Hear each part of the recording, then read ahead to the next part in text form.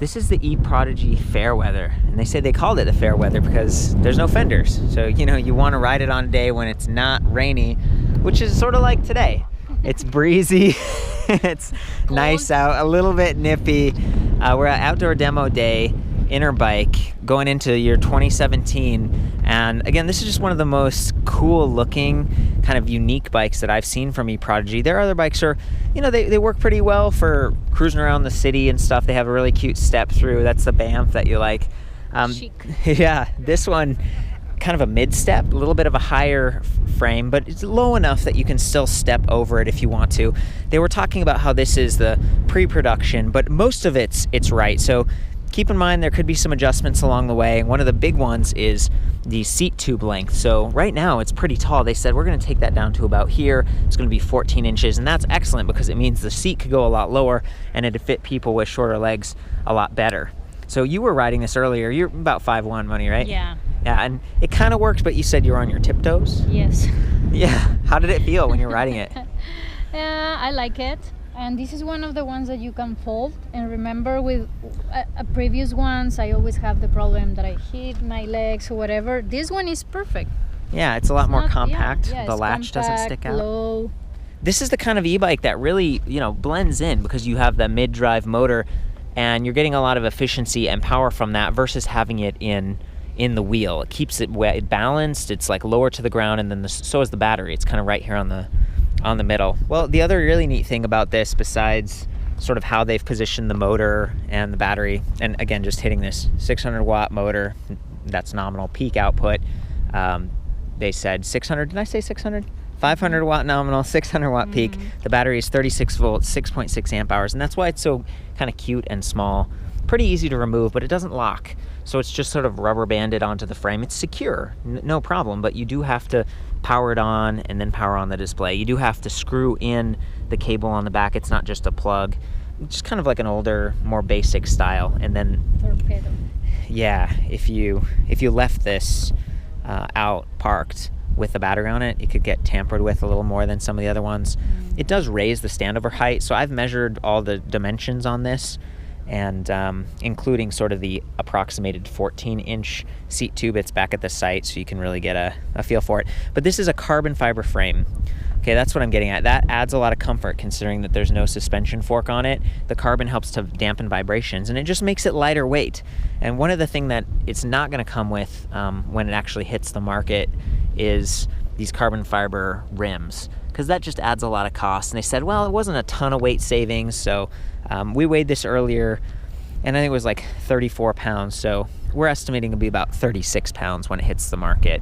Again, that seat post will be a little shorter, so it's like give or take a little bit.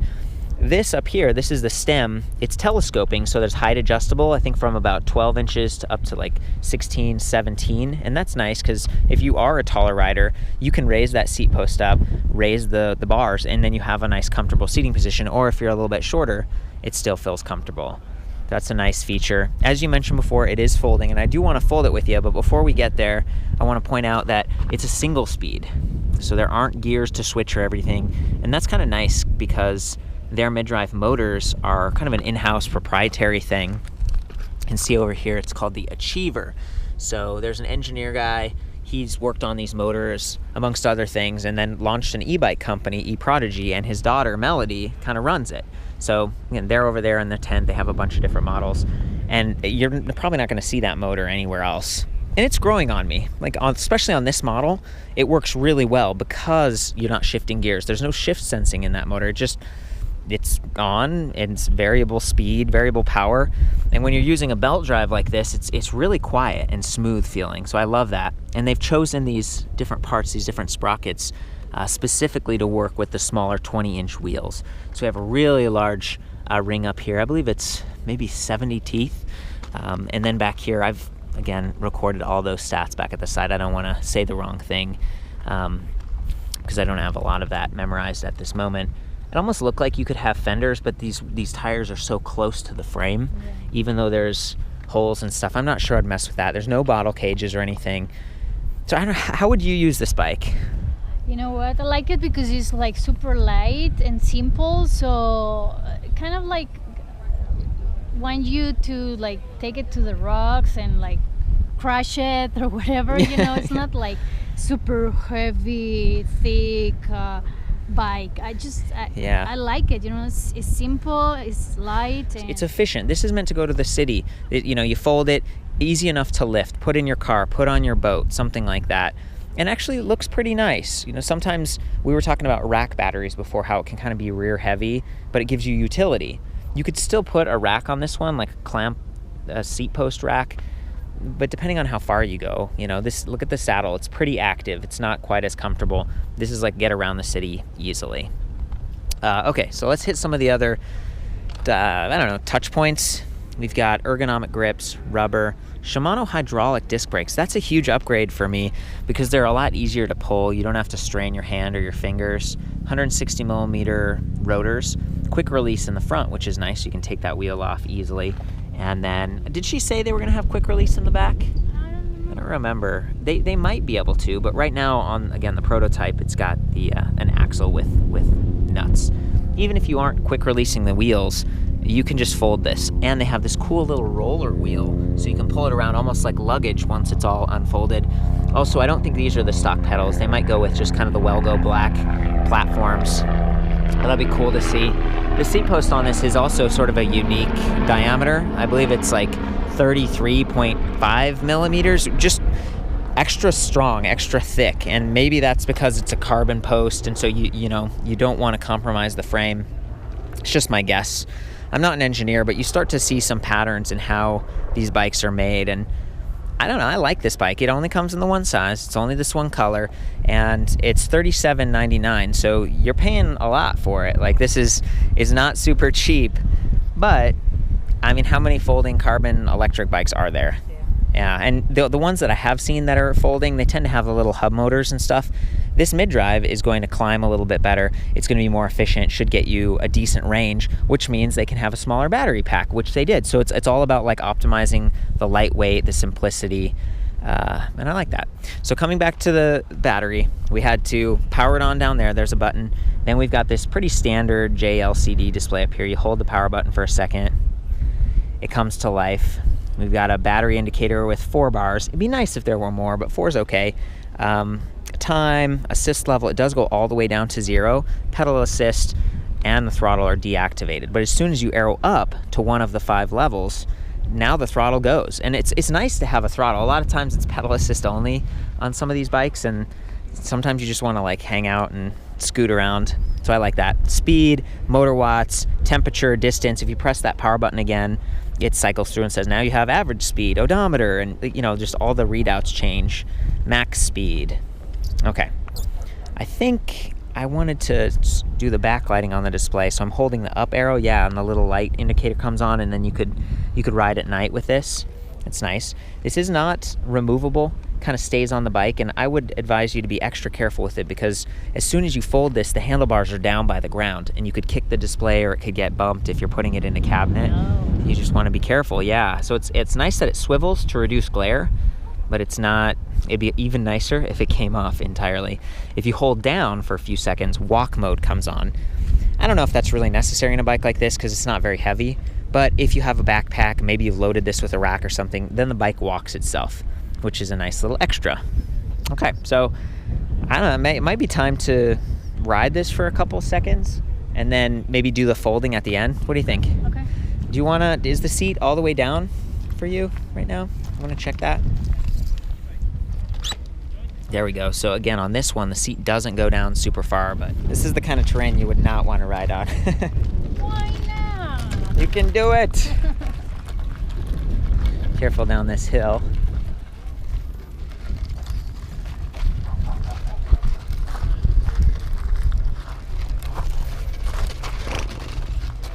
Okay, want to hop on it? Yep, gotta buckle your helmet. Okay.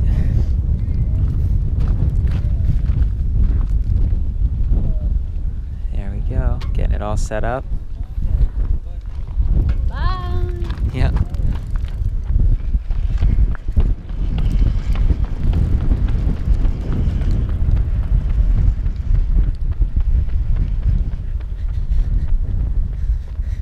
Sweet.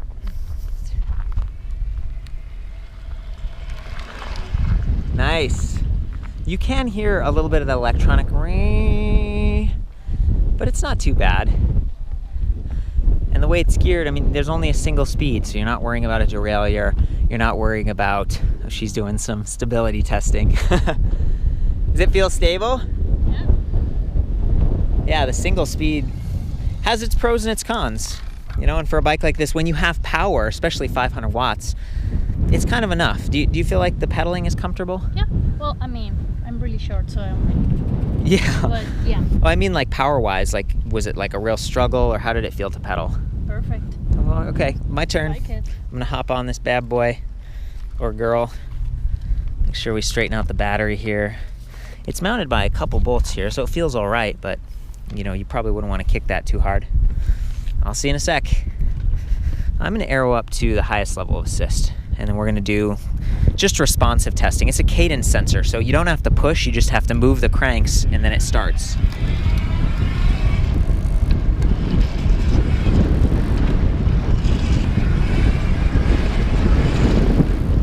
You know, we're already almost up to 15, and then there's this hill right here, so I'm gonna turn around. Sorry for the windy day out here in the desert, but it is just a beautiful day. Turn around. Climbing. Look at that. I'm not pushing. In fact, I'm gonna do the throttle this time. Switch it off. That's pretty awesome. Getting up to like the 10-mile-per-hour range climbing. Feels pretty stable.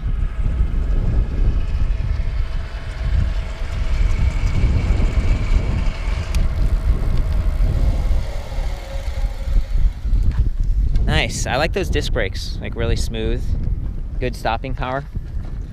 Yeah. Maybe it's time to do the folding. Okay. You want to hold the camera while I give it a go? So these are the steps. You put the seat post all the way down. We've already done that. It's as far as it'll go on this version. Then there's this little locking piece, this plastic thing that's designed to keep this lever from coming unfolded. So we could do that. I'm also going to drop the telescoping portion, so it's as small as possible, just to keep that display out of the way. Another thing that you should always do before you start folding, which I didn't do, is turn off the bike, because look, it could get away from you, it could fall over, you know, and then you end up with a problem. So I'm going to hold the power button now, turn it off. I'm going to also turn off the battery pack. There's a button down here. Actually, I might take this off just to show you. Well, now it's all floppy. It's okay. Keep filming the front part like that. Folds down. Now I'm going to do the middle. There's a little silver button over here that unlocks it. You want to show that? So I just, you know, pull up on this. And then